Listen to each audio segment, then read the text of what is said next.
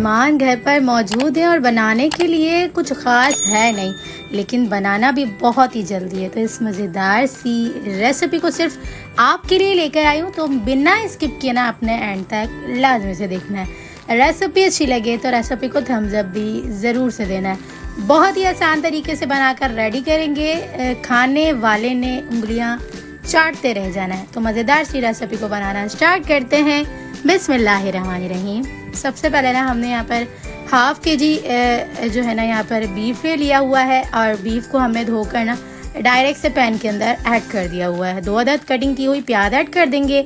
3 से 4 यहाँ पर चॉप किए हुए टमाटर ऐड कर दिए हुए हैं नॉर्मल साइज़ के। इसके साथ ही ना 1 अदद बड़ी इलायची, 2 अदद छोटी इलायची, बड़ी जो है वो दालचीनी का टुकड़ा, 3 से 4 लौंग ऐड करके 1 टेबल स्पून नमक, 1 टेबल स्पून लाल मिर्च पाउडर और हाफ टी स्पून हल्दी पाउडर ऐड करके यहाँ पर तकरीबन भी ना 3 to 4 टेबल स्पून तेल ऐड करके ना यहाँ पर हमें सिंपल देगची को चूल्हे के ऊपर रख देना है।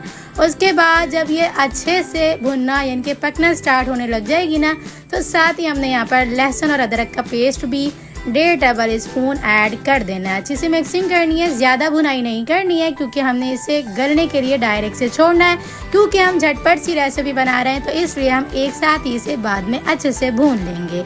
तकरीबन बिना 2 गिलास के करीब पानी ऐड कर देना है और यहाँ पर ढक्कन बंद करके ना 45 मिनट तक अच्छा सा कुक कर लेना है। तो यहाँ पर तकरीबन भी जो है ना आधा घंटा हो चुका हुआ है। आधा घंटा बहुत ही अच्छे से ये मीडियम टू हाई फ्लेम पे रख के कुक करने से बहुत ही अच्छे से गल चुका हुआ है बीफ हमारा। और यहाँ पर तमाम चीज़ों ने अच्छे से पानी जो है वो ड्राई कर लिया हुआ है और थोड़ा बहुत जो पानी रहता हुआ है ना, इस टाइम पे आके हम इसकी फुल फ्लेम करके अच्छी सी भुनाई कर लेंगे। तो यहाँ पर तकरीबन भी जो है ना यहाँ पर जो आधा घंटा हो चुका हुआ था, तो गलने में यहाँ पर 10 मिनट के अंदर अंदर इस टाइम पे आके हमारा बीफ जो है वो फुल डन फुल कुक हो जाएगा और तमाम पानी भी अच्छे से ड्राई हो जाएगा। अच्छा, यहाँ पर कुछ ड्राई इंग्रेडिएंट्स और भी ऐड करेंगे, कुछ मसाले, कुछ इंग्रेडिएंट्स और भी ऐड करेंगे, जिससे आपका ये भुना गोश्त जो है ना बहुत ही अलग लेवल का बनने वाला है। साथ ही हमने यहाँ पर तमाम पानी को ड्राई करने के बाद ना 4 to 5 टेबल स्पून गाढ़ा दही ऐड कर देना है। दही को भी अच्छे से मिक्स करना है और इसका भी पानी अच्छे से ड्राई साथ ही साथ करते जाएंगे। और इसके साथ ही ना एंड में हमने यहाँ पर एक मेन इंग्रेडिएंट्स जो कि बहुत ही ज़रूरी है इस रेसिपी के, ऐड करेंगे और बहुत ही मज़ेदार उम्दा किस्म की ये रेसिपी बन के रेडी होगी। तकरीबन भी जो है ना 1.5 टेबल स्पून धनिया पाउडर, हाफ टी स्पून, साथ ही इसके अंदर हम गरम मसाला पाउडर ऐड कर देंगे और यहाँ पर हमने आधा चम्मच के करीब कुटी हुई काली मिर्चें ऐड कर देनी है। ये ज़रूर से ऐड करिएगा, बहुत ही मज़ेदार सा फ्लेवर आएगा। अच्छा, पिसी हुई बिल्कुल भी ऐड नहीं करिएगा क्योंकि ये कलर ख़राब कर देती है आपकी ये रेसिपी का, तो इसलिए कुटी हुई से बहुत ही मज़ेदार सा फ्लेवर आएगा, ज़रूर से ऐड करिएगा। इतनी अच्छे से भुनाई करेंगे कि तमाम चीज़ें अच्छे से पानी जो है ना ड्राई कर लेंगी अपना, और इसके बाद जो है ना अच्छे से तेल ऊपर आ जाएगा। और इसके बाद जब ये तेल ऊपर आ जाएगा ना रेसिपी के यानी कि बीफ के ऊपर, तो यहाँ पर हमने लास्ट में ना 3 से 4 हरी मिर्च ऐड कर देनी है, कटिंग किया हुआ हरा धनिया ऐड कर देना है। इसको भी अच्छे से मिक्स कर लेंगे और इसके बाद 2 से 3 मिनट तक ढक्कन बंद करके हरी मिर्चों को नरम होने और धनिया को नरम होने के लिए छोड़ देंगे।